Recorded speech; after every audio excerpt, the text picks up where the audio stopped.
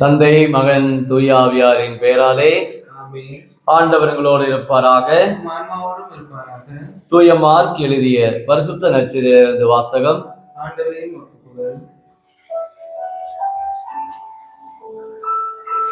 பிரிவு 8 இறை வார்த்தைகள் 1-10 முடிய.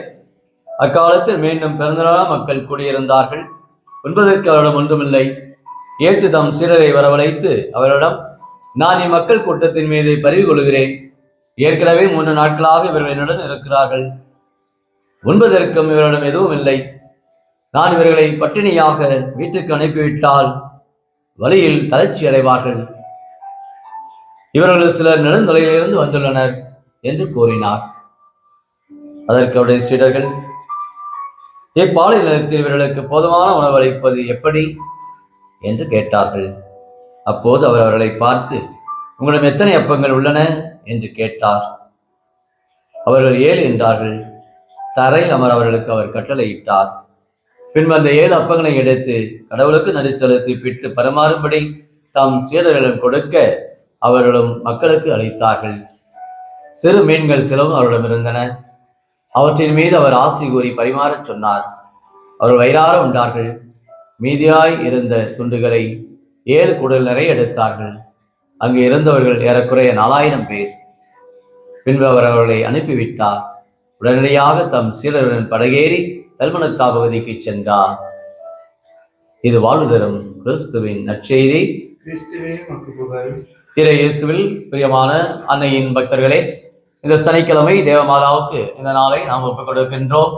இன்றைய நாளிலே தாயாம் திருவையானது புனித பாத்ரூஸ் என்ற இந்த புனிதரை இன்றைக்கு நினைவு கூறுகின்றது. இவர் கிபி 150ஆம் ஆண்டிலே பல இன்னல்கள் இடையூறுகள் தன் வாழ்விலே கிறிஸ்துவ மறையை பரப்புவதிலே, கிறிஸ்துவ விசுவாசத்தை பரப்புவதிலே தன் வாழ்நாளை முழுமையாக ஆண்டவருக்கு அர்ப்பணித்திருக்கின்றார். இவர் கிறிஸ்துவ மறையை பரப்புகிறார் என்று சொல்லி அரசன் இவரை அழைத்து சென்றார்கள். அரசனோ, அந்த சிலைகளை நீ வழிபட வேண்டும், அப்பொழுது உனக்கு நான் எது தீங்கும் நான் செய்ய மாட்டேன் என்று சொல்லுகிற பொழுது, சிலைகளை எடுத்து வாருங்கள் என்று சொல்லுகிற பொழுது அந்த சிலைகளை வைக்கின்ற பொழுது இவர் தன்னுடைய ஜபத்தால் அந்த சிலைகளை ஒன்றுமில்லாமல் ஆக்கிவிட்டார். அரசனுக்கோ கோபம் ஏற்பட்டு விட்டது.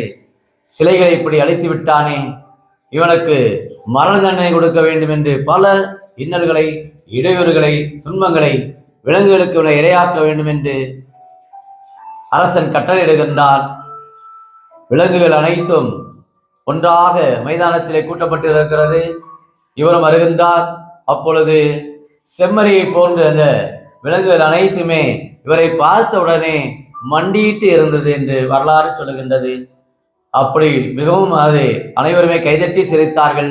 அப்பொழுது அரசனுக்கு இன்னும் கோபம் ஏற்பட்டு இவனுடைய தலையை வெட்ட வேண்டும் என்று ஆணையிடுகின்றான். அவ்விறை சொல் பிரியமான சகோதர சகோதரிகளே, கிறிஸ்துவுக்காக தன் வாழ்வை அர்ப்பணித்த மறை சாட்சிகள் அநேக பேர் தங்களுடைய வாழ்நாளிலே இயேசுவை அன்பு செய்து வளர்க்கின்றார்கள். இன்றைய முதல் வாசகத்திலே நாம் பார்க்கிறோம். தொடக்க நூல் புத்தகத்திலிருந்து நமக்கு கொடுக்கப்பட்டிருக்கிறது. ஆதாம் ஏவாளுடைய அந்த வாழ்வு கடவுளுடைய அந்த விருப்பத்திற்கு பாவம் செய்வதற்கு முன்பாகவும் பாவம் செய்த முன்பு அவர்கள் வெட்கப்பட்ட அந்த நிலையும் பார்க்கிற பொழுது, கடவுளுடைய அந்த ஏதேன் தோட்டத்திலிருந்து அவர்கள் விலகி வந்து வாழ்விலே அந்த ஒரு நிறைவு பெறக்கூடிய நிலையை அவர்கள் தங்கள் வாழ்விலே இழந்திருக்கிறார்கள். கடவுளுடைய அந்த கொடைகளை அவர்கள் இழந்து பாவம் செய்த பிறகு ஒரு வெட்கப்பட்ட நிலை 4 உறவுகளை நாம் பார்க்கிறோம். ஒன்று, தன்னோடு இருக்கின்ற அந்த உறவிலே ஆடை கலந்து அந்த நிலையிலே வெட்கப்பட்ட நிலை, அச்சமுற்ற நிலை, குற்றமான ஒரு நிலையை பார்க்கிறோம். தன்னுடைய அவர்கள் அன்பு செய்ய முடியாமல், தன் நிலையை அவர்கள் ஏற்றுக்கொள்ள முடியாமல் இருக்கிற அந்த ஒரு வெட்கமான ஒரு நிலையை, ஆடையின்றி இருப்பதை அவர்கள் அறிந்து கொள்கிறார்கள். 2வதாக, பிறரோடு கொள்ளக்கூடிய அந்த உறவு என்று சொல்லுகிற பொழுது, ஏவாளோடு கொண்டிருக்க அந்த உறவு என் எலும்பின் எலும்பும் சதையும் சதைமானது என்று சொல்ல அந்த ஆதாம் கடைசியிலே, இதோ நீ தந்த அந்த பெண் எனக்கு இந்த கனியை கொடுத்தாள் என்று இயேசுவோட கடவுளிடத்திலே தன்னை வெளிப்படுத்துகின்றார். ஆக அந்த உறவானது மாறி போகின்றது. 3வதாக, கடவுளோடு இருக்கிற அந்த உறவு, கடவுளோடு இருக்கக்கூடிய அந்த ஐக்கியமான நிலையை அவர்கள் இழந்து விட்டார்கள். 4வதாக பார்க்கிற பொழுது, அவர்கள் இயற்கையோடு இருக்கிற அந்த உறவையும் அவர்கள் அழைத்து விட்டார்கள். இதோ முட்புதரை விளையச் செய்வேன், முட்செடிகளை விளையச் செய்வேன் என்று அந்த ஏதேன் தோட்டத்திலே ஒரு சவமான நிலையை, இயற்கைக்கு ஒரு மாறான நிலையை கொடுப்பேன் என்று ஆண்டவருடைய இந்த வார்த்தையை பெறுகிறார்கள். இவ்வாறாக மனித வாழ்விலே நிறைவை ஆதாம் ஏவாள் பெற முடியாமல் அவர்கள் தவிக்கின்றார்கள். பாவத்தினால் கடவுளுடைய வார்த்தைக்கு கீழ்ப்படிய மறுத்ததனால் அவர்களுடைய வாழ்விலே சாபத்தை பெறுகிறார்கள். ஆனால் ஆண்டவர் அவர்களை வழிநடத்துகின்றார். அவர்களுக்கு என்னால் அவர்கள் உழைக்க வேண்டும் என்ற ஒரு நீதியை, கடினப்பட்டு உழைக்க வேண்டும் என்பதை அவர் குறிப்பிடுகின்றார். நற்செய்தியிலே நாம் பார்க்கிற பொழுது இயேசு ஆண்டவர் 4000 பேருக்கு உணவளிக்கின்றார். அவர்கள் மீது பரிவு கொள்ளுகின்றார்.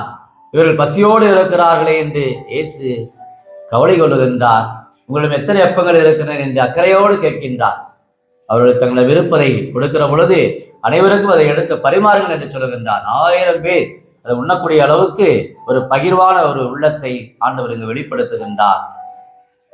இயேசுவில் பிரியமான அன்னையின் பக்தர்களே, இந்த சனிக்கிழமை தேவமாதாவுடைய அந்த கிருபையை வேண்டி நாம் இன்றைக்கு இருக்கிறோம். அன்னை மரியாளும் இரக்கமுள்ளவராக காணாத திருமணத்திலே அவர் உங்களுக்கு சொல்வதெல்லாம் நீங்கள் செய்யுங்கள் என்று சொல்லி அந்த கானாவூர் திருமணத்திலே இருக்கிற குறையை அன்னை மரியாள் நிறைவு செய்கின்றார். அங்கே இருக்கின்ற அவர்களுக்கு அவமானத்தை போக்குகின்றார். இதுவரைக்கும் இந்த ரசத்தை எங்கே வைத்தது என்று கேட்கக்கூடிய அளவுக்கு ஒரு புதுமையை ஆண்டவர் இயேசுவிலிருந்து வருகின்றார்கள். இறை நம்பிக்கையோடு அன்னை மரியாள் சொன்னதனால் ஆண்டவர் இயேசு அருமையான புதுமை செய்து மக்கள் மீது இரக்கம் கொள்வராக, பரிவு கொள்வராக இருக்கின்றார்.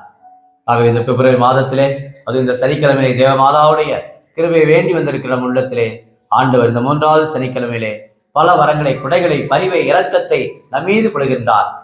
நாம் அவரோடு இணைந்திருக்கிற பொழுது, அவருடைய வார்த்தைக்கு கீழ்ப்படுகிற பொழுது, இதோ ஆண்டவருடைய அடிமை உம்முடைய விருப்பப்படி எனக்கு ஆகட்டும் என்று அன்னை மரியாள் சொன்னது போல நம்முடைய வாழ்விலே இயேசுவுக்கு நாம் பணிந்திருப்போமா? ஜெபிப்போமாக. அன்பின் பரலோக பிதாவே, அப்பா இயேசுவே, அருமையான இந்த நாளுக்காக நன்றி கூறுகிறோம். தேவமாதாவுக்கு ஒப்புக் கொடுக்கப்பட்ட இந்த நாளிலே, சனிக்கிழமையிலே ஒன்றுகூடி ஜபிக்கிற ஒவ்வொரு உள்ளங்களிலும் இதோ நீ பரிவுள்ளவர், நீர் இரக்கம் உள்ளவர், நீ அன்புள்ளவர் என்பதை எங்களுக்கு வெளிப்படுத்துவீராக. தேவமாதாவுடைய வார்த்தைகளை நாங்கள் ஒவ்வொரு நாளும் பின்பற்றி நடக்க எங்களுக்கு உம்முடைய கிருபையும் மேலான கொடைகளையும் இந்த நாளை கொடுத்து நாங்கள் என்னாலும் உம்மோடு உறவு கொள்ள, உம்முடைய உறவிலிருந்து நாங்கள் விலகாமல் இருக்க எங்களுக்கு உம்முடைய கிருபையும் மேலான கொடைகளையும் இந்த நாளை கொடுத்து ஆசீர்வதிக்கும்படி, குடும்பங்களை வழிநடத்தும்படி, இறை அன்பால், இறை இரக்கத்தால் ஒவ்வொருவருக்கும் நீர் பரிவோடு இருக்கிறேன் என்பதை சாட்சியாக வெளிப்படுத்தும்படி இந்த நாள் ஒரு ஆசீர்வதிக்கப்பட்ட நாளாக ஜெபிக்கிற ஒவ்வொரு உள்ளங்களிலும், குடும்பங்களிலும் சமாதானமும், என்னாலும் அந்த இறை அன்புக்கு, பிறர் அன்புக்கு மாறாக நாங்கள் செயல்பட மாட்டோம் என்ற ஒரு நிலையை என்னாலும் பெறுவதற்கு ஒரு விசுவாச உந்துதலும், புனித பத்திரஸ் சொல்வது போல என்னாலும் இறை அன்புக்கு சான்று வரக்கூடிய மக்களாக, வேத சாட்சியாக அவர் துணிந்து தலை வெட்டப்பட்டார். அந்த அளவுக்கு அந்த 2ஆம் நூற்றாண்டில் வாழ்ந்த அந்த புனிதரை போல இறை அன்புக்கும் பிறர் அன்புக்கும் நாங்கள் வாழ கிருபை பொழியும்படி கிறிஸ்து வழியாகவே மன்றாடுகிறோம்.